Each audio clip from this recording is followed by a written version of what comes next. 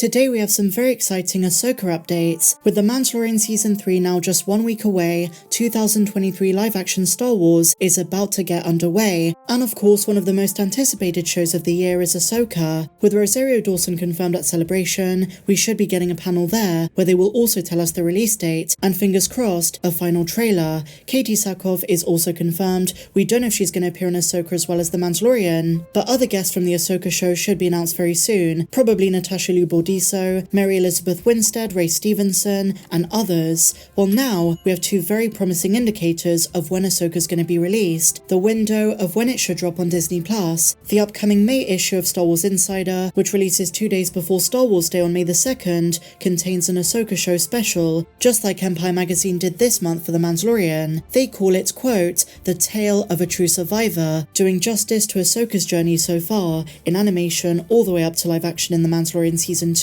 And with the release of this issue being in May, this means the actual show is probably going to release anywhere from 1 to 3 months after this. Given the way Mandalorian Season 3 was marketed in magazines about a month and a half before Season 3, that should give you a good idea of the time frame between the May issue and the actual show, so somewhere between June and August. This is Star Wars Insider and not Empire magazine, but both should have exclusive teases and a look at the show. And a second piece of evidence to back this up is a LEGO rumour by Eurobricks, who announced 2 upcoming Ahsoka LEGO sets coming this September. One is a 599-piece set, and the other has 1,056. Now, given what we know about the release windows for LEGO sets based on these kinds of shows and movies, Ahsoka will probably release sometime in July or most likely August. Using a recent example, the LEGO sets for Avatar: The Way of Water released on January the 1st, while the film itself released on December 16th, 16 days before. So for Ahsoka to release by August is certainly a safe bet, and this is so exciting. It's gonna come around so quickly. We know how time flies.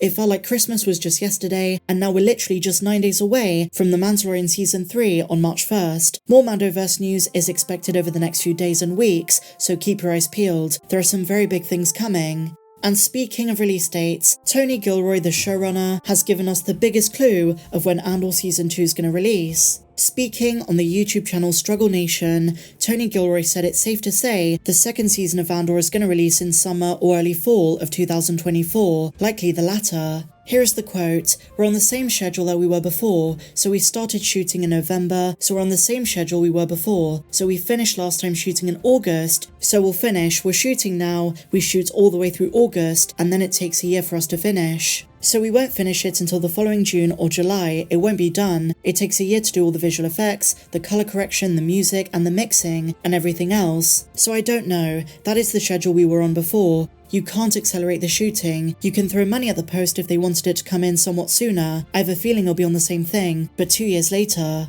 Now this is in line with past comments of what Tony Gilroy shared with The Wrap, where back in September of 2022, he said he's got 2 more years to go, so a fall or winter release of 2024 next year is likely. And so now, my dear Mandalorians, it's time for a little bit of Star Wars lore. I was reading through the latest issue of the Mandalorian comics adaptation, and there's one scene that really got me thinking. It's the adaptation of Chapter 7, The Reckoning, from Season 1, where Grogu force heals Greef Karga. This scene always fascinated me, and the response from fans at the time was interesting. It was 2019, and if you remember, it aired at the same time as The Rise of Skywalker, which itself coincidentally had a lot of force healing. It's an ability that has a long history in the Star Wars franchise, but its use on screen in Episode 9 and in The Mandalorian Season 1 puzzled a lot of fans. Many were saying it created a plot hole for Episode 1. They said if Rey could heal Kylo, why couldn't Obi-Wan use the ability on Qui-Gon in The Phantom Menace? Well, the answer is threefold. First of all, Obi-Wan didn't know Force Heal at that early stage, and secondly, Qui-Gon told him it was too late. Force healing can undo damage, but not its effects. His body already started to shut down. For Force healing to work, one needs to transfer their vitality to the wounded, so the more severe the wound is, the greater amount of life energy that needs to be transferred. Master Yoda was known to have been a prolific user of the ability,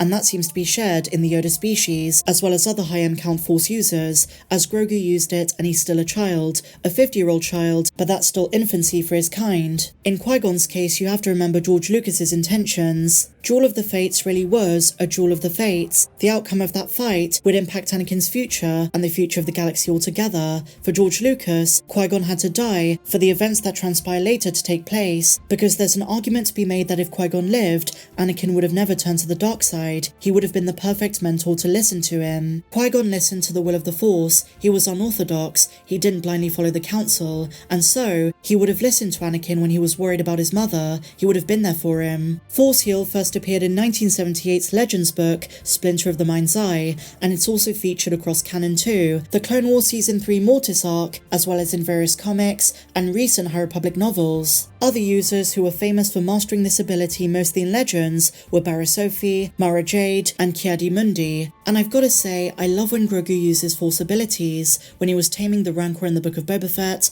the time he Force-choked Cara Dune, when he healed Greef Karga and so on. And these Mandalorian comic adaptations are a lot of fun as well, and when you read them, you realise how great these stories are for the old serial style of comics, of the week-to-week adventures, and I really hope the Book of Boba Fett also gets a comic run at some point too. As I mentioned the other day, I've really come to appreciate that show, in large part thanks to the Joe Schreiber novel, which by the way I do dramatizations of on my Patreon page. Go check it out if you want to, the link is down there in the description. And so now guys, after so much back and forth and speculation about Koska Reeves appearing in Season 3, Sasha Banks herself reveals if we're gonna see the Night Owl in the 3rd season. Now if you remember recently, there were some merch leaks and toys that confirmed Koska's involvement in the 3rd season, but she herself in the past said she wouldn't feature, but now she's being a bit more coy. Speaking with TV Insider, she would not answer the question, but she did say, quote, "The next season I can't wait to watch as a fan, but let's be real, with a record number of Mandos in this season, she is very, very likely to appear." And there was that Bespin Bulletin footage of Simon Cassianides, Sasha Banks, and Katie Sackhoff training on set. Sasha Banks also added,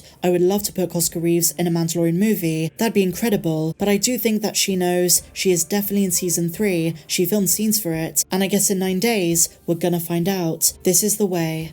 And so finally, my dear friends, we just spoke about the Ahsoka Lego sets for 2023, but did you know there are more rumours emerging? There was a recent leak for a Young Jedi Adventures High Republic set coming soon. This is going to be the first one based in that era. That's going to be $40 and coming out later in the year. There is also speculation for a Yavin 4 Rebel base model, as well as a Mandalorian and one Naboo Starfighter microfighter, which is set to be 88 pieces and retailing for $15. This is going to contain Din Djarin and Grogu. There's also said to be an Andor Brickset pack, a Tusken Raider, the Boosh helmet, the Captain Rex helmet, Chewbacca, Jabba's throne room diorama, and so much more. This is going to be a really good year for LEGO fans, so share your thoughts in the comments down below. If you enjoyed this video, please be sure to give me a big fat thumbs up, subscribe if you're new, and if you want more videos that you can't find here on YouTube, while also getting access to our Discord server and so much more, then become a Mandalorian patron, the link is down there in the description. But until the next one guys, may the Force be with you always.